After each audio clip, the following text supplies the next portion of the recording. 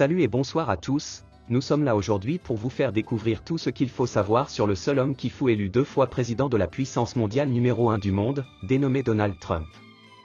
N'oubliez pas de liker et de vous abonner pour nous soutenir. Donald John Trump naît le 14 juin 1946 dans le quartier de Queens, à New York, au sein d'une famille déjà aisée. Son père, Frederick C. Trump, est un promoteur immobilier prospère qui a fait fortune dans la construction de logements pour la classe moyenne après la Seconde Guerre mondiale, tandis que sa mère, Mary Ann MacLeod, est une immigrée écossaise venue aux États-Unis dans les années 1930. Enfant vif et parfois turbulent, Donald grandit dans une fratrie de 5 enfants dans un environnement où la réussite et la discipline sont des valeurs centrales. Dans les années 1950, il fréquente des écoles privées du Queens, mais son comportement jugé difficile incite ses parents à l'envoyer à la New York Military Academy. Cette expérience de pensionnat militaire, marquée par la rigueur et la compétition, façonne son goût pour la hiérarchie, le commandement et la rivalité, des traits qui réapparaîtront plus tard dans sa carrière. Dans les années 1960, après 2 années à Fordham University, il intègre la Wharton School de l'Université de Pennsylvanie, l'une des rares écoles de commerce américaines à proposer un programme immobilier. Il y obtient en 1968 un diplôme en économie, fort des conseils de son père qui l'initie déjà aux transactions immobilières. Au cours des années 1970, Donald Trump rejoint l'entreprise familiale, rebaptisée Trump Organisation, en 1971, qu'il déplace de la construction de logements dans les quartiers extérieurs de New York vers des projets plus ambitieux à Manhattan. Il investit dans la rénovation du Grand Hyatt Hotel et lance la construction de la célèbre Trump Tower, symbole de son style, luxe ostentatoire, marbre, dorure et marketing agressif. Ses premières grandes opérations marquent l'émergence de la marque Trump, qui associe son nom à une promesse de prestige et d'excès.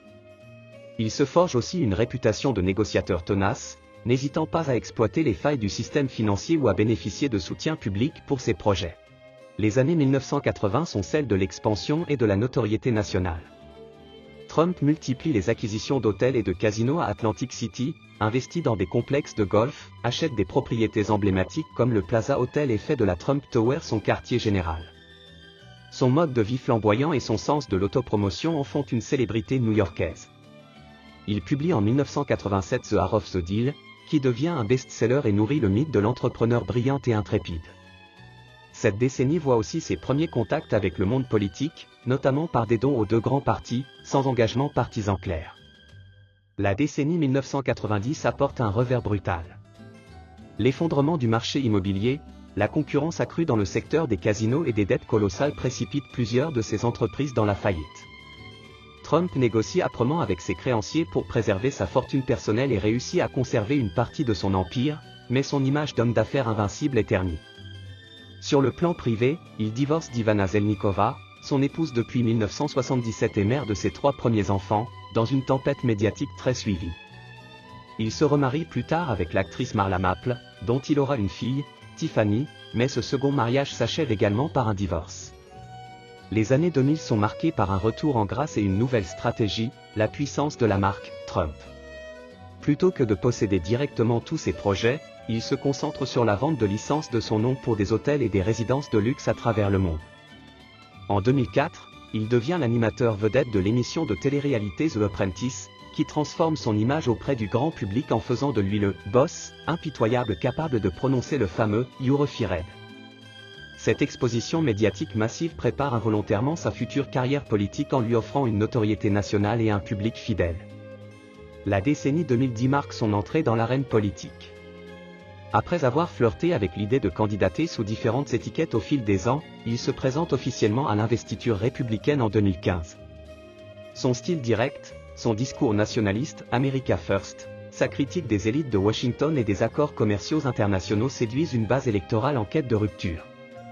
En novembre 2016, contre toute attente et malgré une campagne émaillée de scandales, il bat la démocrate Hillary Clinton et devient le 45e président des États-Unis.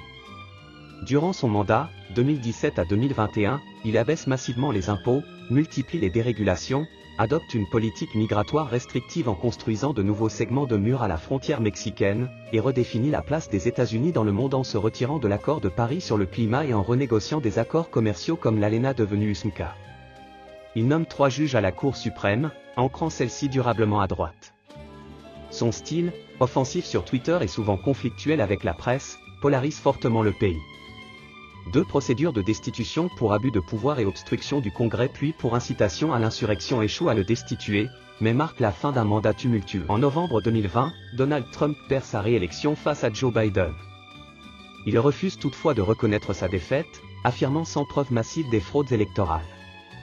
Ces contestations aboutissent à l'assaut du Capitole le 6 janvier 2021 par certains de ses partisans, un événement qui choque le monde et conduit à sa 2e mise en accusation au Congrès. Malgré cela, il conserve une emprise remarquable sur le Parti républicain et sur une base électorale fidèle, organisant des rassemblements massifs et préparant son retour. Dans la première moitié des années 2020, Trump fait face à une avalanche de procédures judiciaires. Il est inculpé dans plusieurs affaires, falsification de documents commerciaux liés au paiement d'argent à l'ancienne actrice Stormy Daniels, gestion de documents classifiés après sa présidence, pressions exercées sur des responsables électoraux, et procès civils pour diffamation et agression sexuelle intentée par l'autrice Jean Carroll, qui aboutissent à des condamnations financières importantes. Parallèlement, il engage des poursuites contre certains médias, comme le New York Times, pour diffamation, et reste au centre d'une couverture médiatique constante. En 2024, malgré ses démêlés judiciaires, il obtient de nouveau l'investiture républicaine et remporte l'élection présidentielle, revenant à la Maison-Blanche en janvier 2025 comme 47 président des États-Unis. Dès son retour, il propose une série de mesures controversées, durcissement drastique des politiques migratoires, menace de remanier la structure du gouvernement fédéral, annonce de renommer certains départements et de modifier la citoyenneté de naissance, initiative qui rencontre résistance politique et bataille judiciaire. À travers 8 décennies, Donald Trump a cultivé un style unique, goût du luxe et du spectacle, aptitude à exploiter les médias, volonté de marquer son nom sur chaque entreprise. Ses partisans le voient comme un défenseur acharné de la souveraineté américaine et un briseur de codes, ses détracteurs le considèrent comme un danger pour les institutions démocratiques et l'état de droit. De l'enfant de Queens au magnate des tours de verre, du personnage de télé-réalité au président 2 fois élu, sa trajectoire illustre la puissance du marketing personnel et la profondeur des divisions politiques et sociales qui traversent les États-Unis au XXI siècle.